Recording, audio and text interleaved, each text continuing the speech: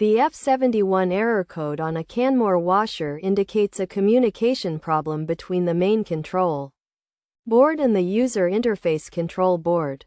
This issue can be caused by various factors, including wire harness defects, a damaged user interface control board, or a damaged main control board. To fix the error, it is essential to start by inspecting the power supply, ensuring it is stable and secure. Unplugging the washer from the power supply and letting it rest for a minute before powering it back on and retesting can often resolve the issue. Additionally, inspecting the wiring to check for loose wires or short circuits in the cord and at the terminals is crucial, and replacing any damaged wires is necessary.